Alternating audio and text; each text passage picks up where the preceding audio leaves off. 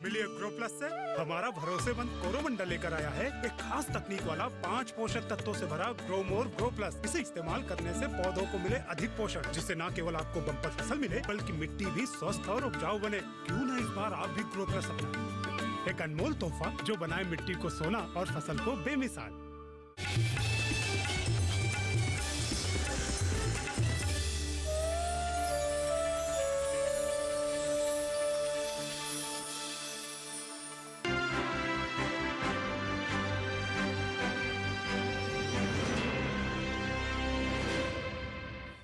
नमस्कार, आप देख रहे हैं खास मुलाकात। मैं हूं आपके साथ राधिका चौधरी। आज हमारी खास पेशकश में आपको दिखाएंगे कि मौजूदा सरकार भारत सरकार के 9 साल पूरे हो चुके हैं। यूं कहें कि थोड़ा समय ज्यादा भी हो गया है। ऐसे में मौजूदा सरकार ने क्या क्या उपलब्धियां हासिल कर ली हैं कृषि के क्षेत्र में। आज हम इस कड़ी में आपसे मिलवाने जा रहे हैं हमारे खास मेहमान से पुरुषोत्तम रूपाला जी। बहुत बहुत स्वागत। नमस्कार सर। राम राम। नमस्ते। राम राम सर। 9 साल पूरे हो गए हैं और हम अगर बात करें प्रधानमंत्री मत्स्य संपदा योजना यानी मोदी सरकार की महत्वपूर्ण योजनाओं में से एक योजना है। इस योजना का शुरू करने का उद्देश्य क्या है? देखो, प्रधानमंत्री जी ने प्रधानमंत्री बनने के बाद जब किसानों को फोकस किया तो कृषि मंत्रालय हमारा जो था उसी के तहत animal husbandry, dairy and fisheries ये सभी कृषि मंत्रालय के अंतर्गत ही उनका सारा कारोबार होता था। मगर जब प्रधानमंत्री जी के संज्ञान में ये चीज आई कि इस देश का 8000 किलोमीटर का कोस्ट लाइन है, 2 लाख वर्ग किलोमीटर का EEZ है जो हमारी समुद्री सीमाएं होती हैं, जिस पर भारत सरकार की हुकूमत होती है। हमारे यहाँ 12 नॉटिकल माइल तक स्टेटों की हुकूमत होती है, उसके बाद 200 नॉटिकल माइल तक भारत सरकार की हुकूमत होती है। तो ये जो हमारा एरिया है, अरेबियन सी, हिंद महासागर, बे ऑफ बंगाल, इन सभी को एक साथ जोड़ेंगे तो 2 लाख वर्ग किलोमीटर होता है। बिल्कुल। और 3 करोड़ परिवार हैं जो सिर्फ मत्स्य पालन पे ही उनका आजीविका चला रहे हैं। 64,000 करोड़ का एक्सपोर्ट फिशरीज सेक्टर का। इन सबको जब एक साथ देखेंगे तो प्रधानमंत्री जी के संज्ञान में आया कि ये बहुत प्रायोरिटाइज सेक्टर है और ये सेक्टर पे थोड़ा और लक्ष्य देने की आवश्यकता है जी। इसी को देखते हुए प्रधानमंत्री जी ने मत्स्य विभाग का भी मंत्रालय नया बनाया जी। और मत्स्य विभाग का नया मंत्रालय फिशरीज डिपार्टमेंट बनाने के कारण आज आप फिशरीज मंत्री के साथ बात कर रही है। बिल्कुल। मत्स्य विभाग जब नया बना तब प्रधानमंत्री जी के संज्ञान में आए कि इतना ये व्यापक क्षेत्र होने के बावजूद उसमें फिनेंशियल सपोर्ट की तो बहुत कम राशि जाती है। मैं एक फिगर आपके माध्यम से देश के मछुआरे समाज को और देश के किसानों की जानकारी के लिए देना चाहूँगा। आज़ादी से लेकर 47 से लेकर 2014 तक फिशरीज सेक्टर में भारत सरकार की ओर से जो खर्च हुआ टोटल कॉस्ट वो 3680 करोड़ रुपये जी। कुल खर्च जी। भारत सरकार का टोटल इन्वेस्टमेंट इतना 14 तक फिशरीज सेक्टर में 3680 करोड़ रुपये। प्रधानमंत्री जी ने जब इस विभाग को स्वतंत्र मंत्रालय बनाया और ये 3 करोड़ हमारे मछुआरे समाज को एड्रेस करने की सोचा तो अकेली एक योजना बनाई, प्रधानमंत्री मत्स्य संपदा योजना, जिसका वॉल्यूम है 20,000 करोड़। अकेली प्रधानमंत्री मत्स्य संपदा योजना का वॉल्यूम 20,000 करोड़ है, जो आजादी से लेकर अभी तक का टोटल कॉस्ट हमारा 3,600 करोड़ का था। और एक ही योजना लागू करने से 20,000 करोड़ का निवेश लाने की योजना लागू करके इस सेक्टर को आमूलचूल परिवर्तन कर देने का निर्णय प्रधानमंत्री जी ने किया। और इसके चलते देश के फिशरीज सेक्टर में जिस प्रकार का इस योजनाओं का बेनिफिट भी चला तो 14 तक हमारा जो एक्सपोर्ट था वो 30,000 करोड़ का था। वो 2022 में हम 64 करोड़ के आंक को 64,000 करोड़ के फिगर को छू लिया। तो दोगुना हो गया इस 9 साल के अंदर हमारा बिजनेस एक्सपोर्ट का। बहुत ही धन्यवाद, बहुत ही अच्छा आपने जवाब दिया है और आपने वो आंकड़ा बता दिया कि आज़ादी से लेकर 2014 तक क्या था और 2014 के बाद कितना बदलाव हुआ है, उसे समझने की ज़रूरत है। इस योजना को और भी कहते हैं कि कामयाब बनाने के लिए और भी तरक्की देने के लिए मत्स्य संपदा अभियान भी चलाया गया है। मछुआरों को इस अभियान से क्या फायदा, किस तरह से फायदा पहुंचेगा? देखो, एक तो क्या है कि ये इस पूरे व्यवसाय और इस विभाग में एक प्रकार से उपेक्षित रहने की वजह से वहाँ मछुआरे जो हैं वो 3-4 महीने तो समुद्र में ही रहते हैं जी। तो उनको धरातल पे क्या हो रहा है उनकी जानकारी भी बहुत कम रहती है। सो अवेयरनेस करने के लिए ये अभियान हमारे विभाग के द्वारा चलाया जा रहा है और इसको 108 स्थानों पर हम सम्मेलन करके ये मत्स्य संपदा योजना क्या है, इसमें किस प्रकार से वो पार्टिसिपेंट हो सकते हैं, इस योजना का बेनिफिट्स क्या क्या है, वो जानकारी इन तक पहुंचाने के लिए और राज्य सरकारों के साथ इसका किस प्रकार का कोऑर्डिनेशन करने की आवश्यकता होती है, इन सारी चीज़ों को धरती पर पहुंचाने के लिए ये अवेयरनेस के कार्यक्रम चलाने के लिए किया गया है। मैं आपको बताऊं कि ये विभाग भी नया था और ये योजना भी नई थी। सो मैंने ही एक विभाग के साथ मिलकर सागर परिक्रमा करके कार्यक्रम चलाया है। जी जी। मैं पूरे 8000 किलोमीटर का जो हमारा कोस्टल एरिया है उसको मैं बाय बोट देखने के लिए निकल रहा हूँ जी। मछुआरों के विलेज तक मैं पहुँच रहा हूँ और वहीं जाके उनके बीच में बैठकर इनसे हमारी प्रधानमंत्री मत्स्य संपदा योजना, हमारे ब्लू रिवोल्यूशन की योजना, हमारे DIDF की अपनी FIDF की जो योजनाएं हैं उन सारी योजनाओं के बारे में इनसे अवेयर कराते हैं और इनको जो भी बेनिफिट भारत सरकार की ओर से देने हैं और राज्य सरकारों के साथ किस प्रकार का हमारा कार्यक्रम चल रहा है वो सीधे इनके बीच में बैठ के ही हम बात करते हैं, समुंदर से ही, उसी के लैंडिंग सेंटर पे ही, फिश लैंडिंग सेंटर हो, फिश मार्केटिंग हो, उसकी कॉलोनी हो, उसके घर हो, उसी के बीच में जाकर हम मछुआरे समाज को अवेयरनेस करने का बहुत बड़ा एक अभियान मैंने चलाया है।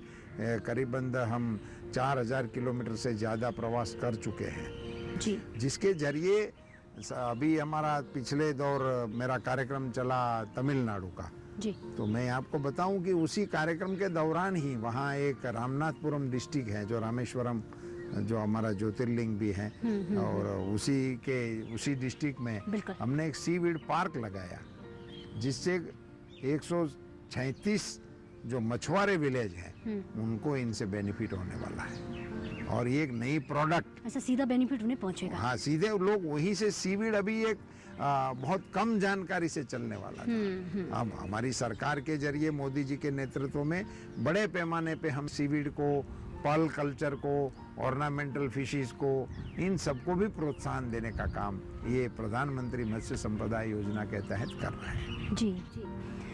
आप इस अभियान को बहुत सफल बनाएं और जिस तरह की आपकी यात्रा है हम प्रार्थना करते हैं कि इस यात्रा से हमारे मछुआरों को ज़्यादा से ज़्यादा फ़ायदा हो। अगर मैं आपसे पूछूं कि इस योजना को हम ज़्यादा से ज़्यादा सफल बनाने के लिए आप खुद धरातल पर उतर गए, आपने कहा कि मैं खुद जा रहा हूं, लेकिन मत्स्य संपदा के अभियान की हम बात करें, 100 से भी ज़्यादा मछली किसान सम्मेलन रखने का आपने लक्ष्य रखा है। इस लक्ष्य से सरकार क्या हासिल करना चाहती है? क्या इस लक्ष्य को आपने पार कर लिया? नहीं, अभी तो ये शुरू किया जी।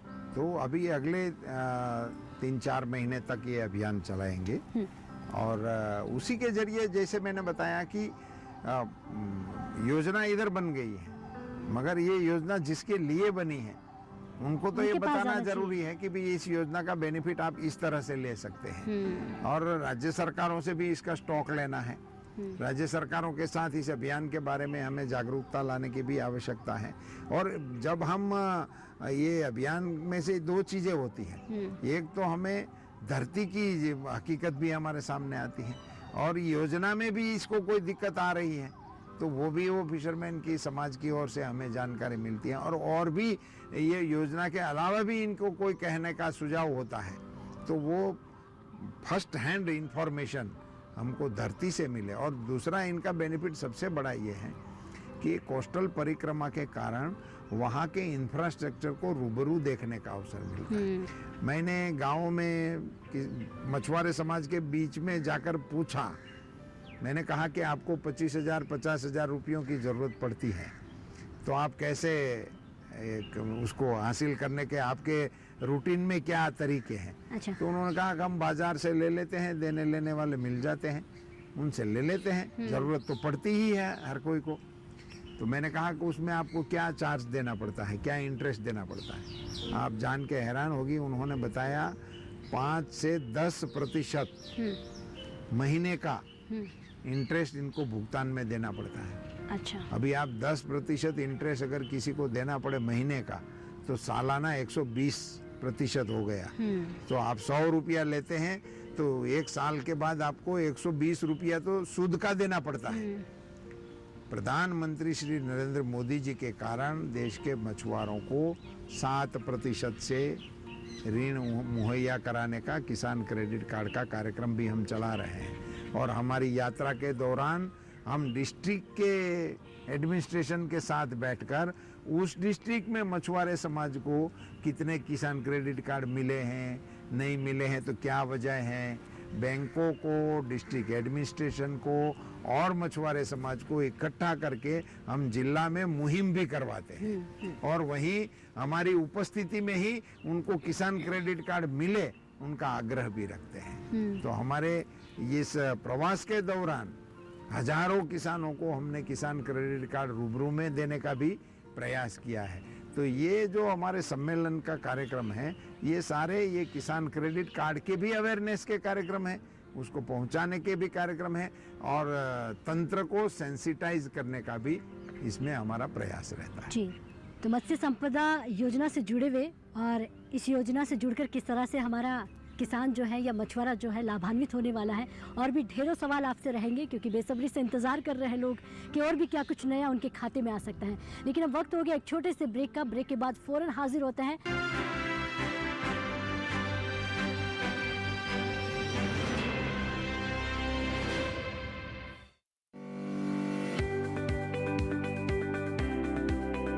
नमस्कार, बहुत स्वागत। डीडी किसान देख रहे हैं, मैं हूं आपके साथ राधिका चौधरी। चौपाल चर्चा की टीम महाराष्ट्र के गांव में पहुंच गई है। आज इस तरक्की की तस्वीर में देखते हैं कि कितने किसान हमारे जुड़ पाए हैं, किस तरह से यहाँ किसान खेती करता है और किस तरह से राष्ट्रीय बागवानी मिशन से जुड़ रहा है। आप भी हमारी चौपाल चर्चा का हिस्सा बनिए। प्रधानमंत्री जी, आप जो 2,000 दे रहे हो बहुत अच्छा है। बाहर ज्यादा पैसा मिलता है, लेकिन जो खेती में पैसा मिलता है वो बहुत बहुत सुकून देता है। 4 क्रॉप पर ड्रॉप, ये जो हमारा उद्देश्य है वो इससे सफल होता है। महाराष्ट्र के अलग अलग गांव से देखिए कार्यक्रम चौपाल चर्चा, सोमवार, बुधवार और शुक्रवार सुबह 9 बजे।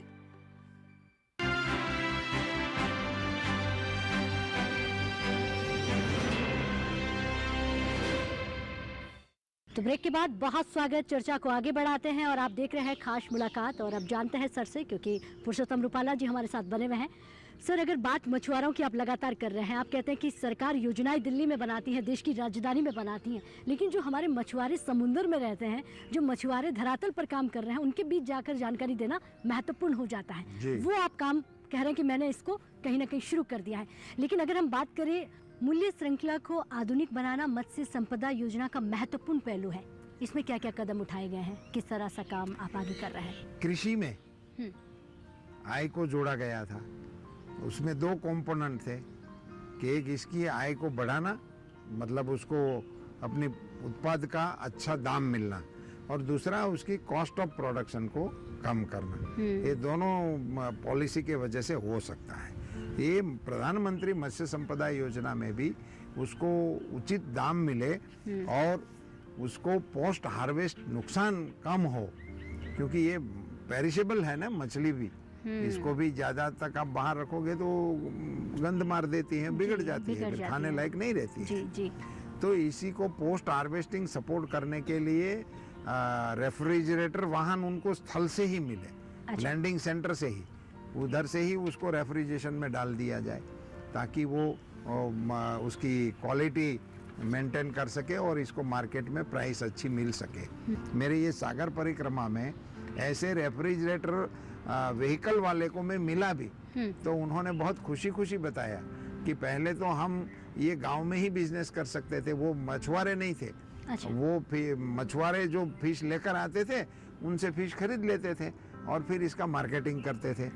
तो अभी उसने बताया कि ये योजना के कारण अब मेरे पास 4 व्हील आ गया है और उसमें वो रेफ्रिजरेटर रिलेटेड है, तो मैं स्टॉक भी ज़्यादा खरीद सकता हूँ और नज़दीक के शहर तक अपना माल पहुँचा सकता हूँ और बहुत अच्छा मुनाफा मैं कमा सकता हूँ। और उसी में ये प्रधानमंत्री मत्स्य संपदा योजना के तहत इनको सब्सिडी भी दी जाती है। और महिला यदि है इसमें एंटरप्रेन्योर, तो उसको 60% तक की सब्सिडी मिलती है। तो बहुत सारे मछुआरे समाज में अभी ये बहनों के नाम से ही ये एक प्रकार से ये प्रोजेक्ट में आते हैं और इसी के तहत घर में महिला का भी मान सम्मान बढ़ जाता है, क्योंकि इनको आगे करना होता है और उनके नाम से प्रोजेक्ट मिलने से उनको बेनिफिट भी ज़्यादा मिल रहा है। तो एक प्रकार से मार्केटिंग में और पोस्ट हार्वेस्टिंग में इस योजना के तहत एक बहुत बड़ी मदद इनको मिल रही है। इस बात में तो कोई दो राय नहीं कि प्रधानमंत्री मत्स्य संपदा योजना महत्वपूर्ण योजनाओं में से एक योजना है और इससे हमारा मछुआरा समाज लाभान्वित भी हुआ है। सरकार इस योजना के माध्यम से मछली उत्पादन, उत्पादकता और गुणवत्ता तीनों पर काम कर रही है, तीनों को और बेहतर बनाने के लिए कदम उठा रही है। किस तरह से दिखाएंगे आप इसे? देखो, ये योजना की खूबसूरती है कि ये योजना इतनी लचीली बनाई है कि मछुआरे समाज को जो चाहिए वो ज़्यादातर इनके जरिए उनको मिल जाना चाहिए। जैसे कि एक जानकारी आपके साथ शेयर करूं जी कि ये ज़्यादातर आम जनता में ये दृश्य मन में रहता है कि हमारा समुंदर इतना बड़ा है और फिशिंग मतलब समुद्री फिशिंग होता है, सो इसको मरीन फिशिंग कहते हैं। मगर हमारे देश में तालाब, नदियाँ और पॉन्ड्स ये बहुत है, तो उसके जरिए भी फिशिंग होता है, तो इसको हम इनलैंड फिशिंग कहते हैं। हम सबके मन में ये होता है कि हमारा मैरीन सेक्टर है वो ज़्यादा प्रोडक्शन देता होगा और इनलैंड में इनसे कम होगा। मगर ये आप सबको जान के खुशी होनी चाहिए कि हमारा मरीन सेक्टर से जितना कैच होता है, इससे हमारा इनलैंड सेक्टर का जो फिश कैचिंग है वो 2 गुना है, 2 गुना ज़्यादा है इनलैंड फिशिंग का। और इनलैंड फिशिंग में भी एक्वाकल्चर का जो है एक बहुत बड़ा रोल हमारे देश के फिशरीज सेक्टर को मिल गया है और इसी के कारण हमारे देश के मछुआरों ने ये एक्वाकल्चर में आज हम दुनिया में 2 नंबर पर पहुंच गए हैं। और एक्वाकल्चर के प्रोडक्शन से हमारे देश के फिशरिंग सेक्टर में 40,000 करोड़ से ज़्यादा एक्सपोर्ट अकेले श्रिम्प का हम कर रहे हैं। दुनिया में श्रिम्प में भारत का नाम है कि भारत के श्रिम्प की मांग यूएस में भी है और इस प्रकार से ये श्रिम्प प्रोडक्शन में और इसके बीएमसी हो, उसके हैचरीज हो और उसके मार्केटिंग का हो, इन सारों में ये हमारे विभाग की ओर से और प्रधानमंत्री मत्स्य संपदा के कारण इसमें इतना बड़ा जंप उसमें हम लगा पाए हैं और इससे देश के फिशरीज सेक्टर को बहुत बड़ा बल मिला है। जी, मछुआरे समाज की बात कर रहे हैं, मत्स्य संपदा योजना की बात कर रहे हैं और भारत सरकार के 9 साल यानी कि सफलता के 9 साल पूरे हो गए हैं, इस पर हम बात कर रहे हैं। लेकिन सर, एक कार्यक्रम है हमारा डीडी किसान पर चौपाल चर्चा, जिसके माध्यम से हम किसानों के बीच जाते हैं। तो जो हमारे नए स्टार्टअप, नए युवा जो है फार्म पॉन्ड बनाते हैं, उसमें मछली पालन का जो कार्य शुरू करते हैं, उनकी एक शिकायत रहती है, बार बार एक समस्या सामने आती है कि मछलियाँ मर जाती हैं।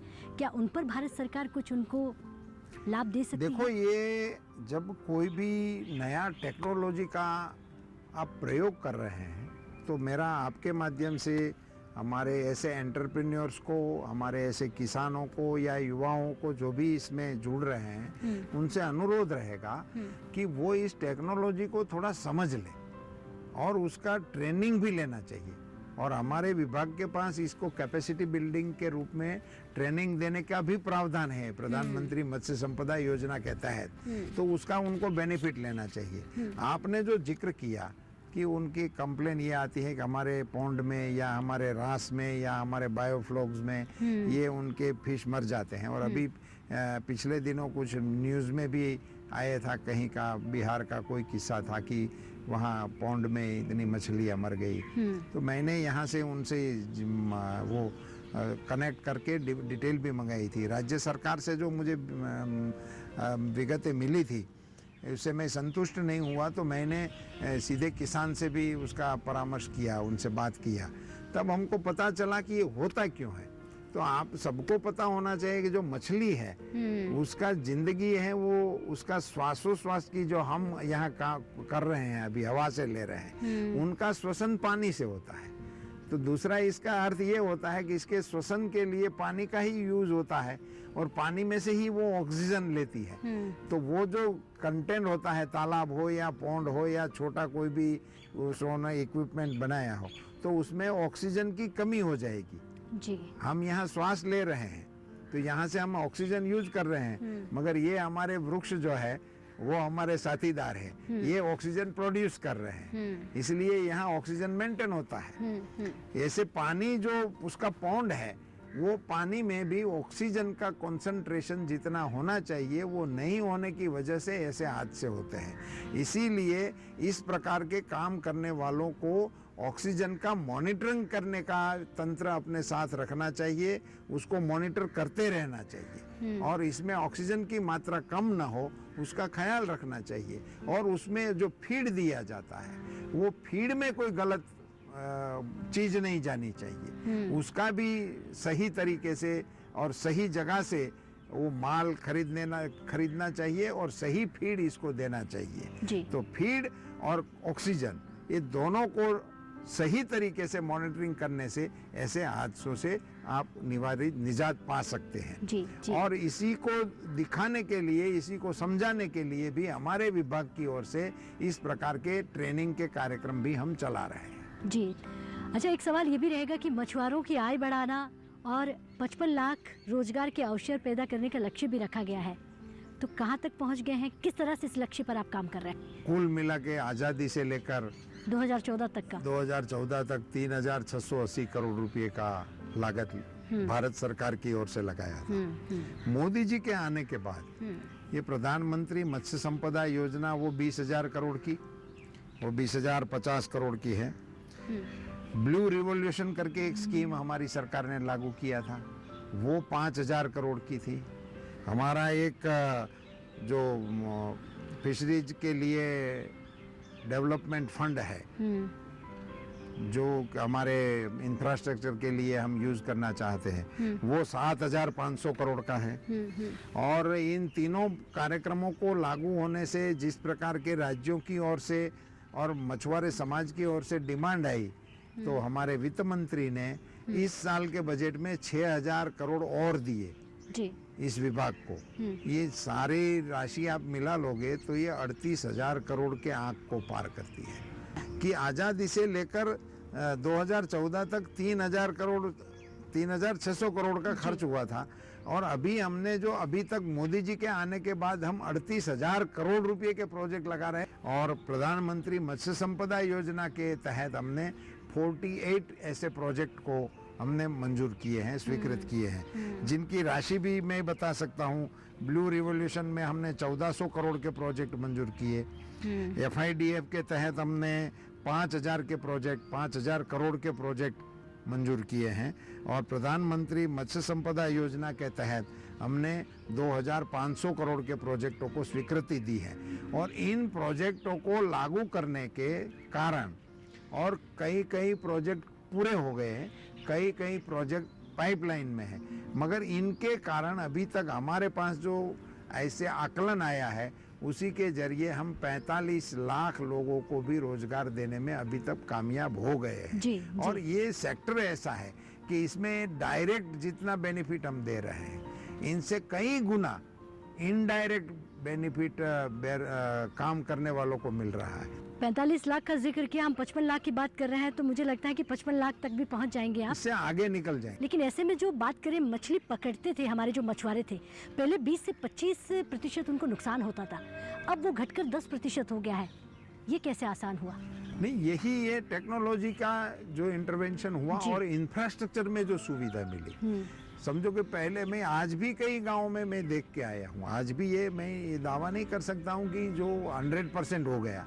आज भी मैं ऐसे गांव भी देखे कि जहाँ वो आज भी किनारे पे ही ऐसे मछली लाते हैं। तो किनारे पे वहाँ मिट्टी होती है, वहाँ जमीन पे वो लोग इनको मछली को छोड़ देते हैं, तो उसका पोस्ट हार्वेस्ट नुकसान ज़्यादा हो जाता है। यदि इनको अच्छा प्लेटफॉर्म मिले, वहाँ ग्रेडिंग हो, वहाँ कोल्ड स्टोरेज की सुविधा हो, वहाँ ट्रांसपोर्टेशन की सुविधा हो, तो इसका माल पेरिशेबल है, वो बच जाता है और फिर वो तो इंटरनेशनल मार्केट तक जा सकता है। जी, जी। और दाम भी अच्छे मिल सकते हैं। तो ये जो प्रधानमंत्री मत्स्य संपदा योजना के कारण इनको लॉजिस्टिक में जो सपोर्ट मिला, जी। वो सपोर्ट की वजह से इनके ये जो पोस्ट हार्वेस्टिंग लॉसेस थे उनमें है। कमी आई है। जी, मत्स्य संपदा की बात कर रहे हैं। सितंबर के महीने में 3 साल इस योजना को पूरे हो जाते हैं। आखिरी सवाल है, कैसे देखते हैं इन 3 सालों को?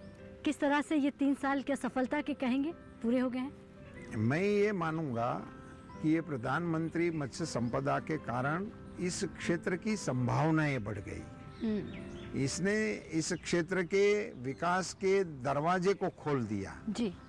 मछुआरे समाज की उम्मीदों को जगा दिया और उनको एक संबल मिल गया कि भाई सरकार हमारे साथ है और हम अपना साहस कर सकते हैं, हमारे साथ सरकार खड़ी रहेगी।